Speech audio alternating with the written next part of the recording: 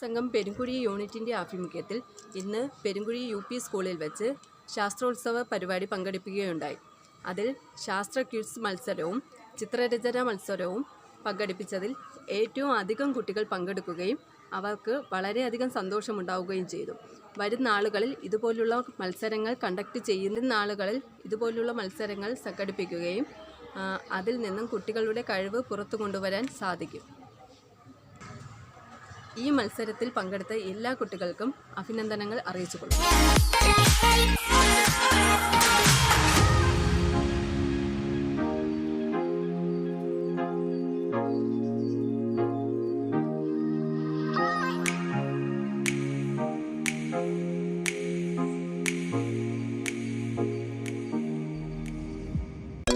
ഇന്നത്തെ ശാസ്ത്രോത്സവം പങ്കാളിത്തം കൊണ്ടും ഹൈസ്കൂളിൽ മാത്രമാണ് കുട്ടികൾ കുറവുണ്ടായിരുന്നത്. UP തലത്തിൽ നല്ല കുട്ടികളുണ്ടായിരുന്നു.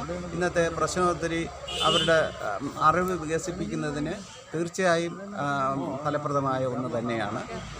ചിത്രകലയുടേത് ഞാൻ നേരിട്ട് കണ്ടില്ലെങ്കിലും കുട്ടികൾക്ക് വളരെ താല്പര്യത്തോടെയാണ് അവരിതിൽ പങ്കെടുത്തത്.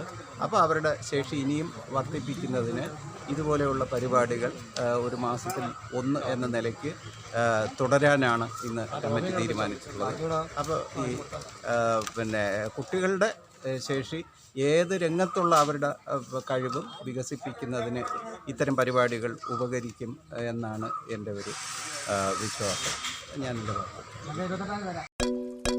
പ്രശ്നോത്തരിയിലും അതേപോലെ തന്നെ നമ്മുടെ സിന്ധു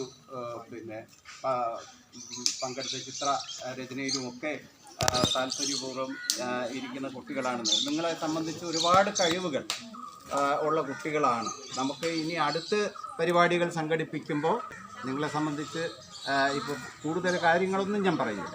ഇത്തരം അഭിരുചികൾ വളർത്തിയെടുക്കാൻ നിങ്ങൾക്ക് ഭാവിയിലും കഴിയട്ടെ.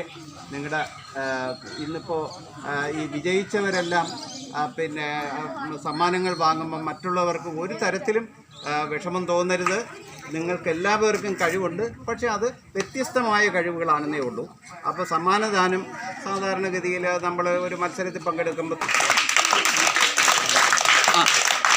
ഈ പരിപാടി ഔദ്യോഗികമായി ഉദ്ഘാടനം ചെയ്തുകൊണ്ട് നിർത്തുന്നു.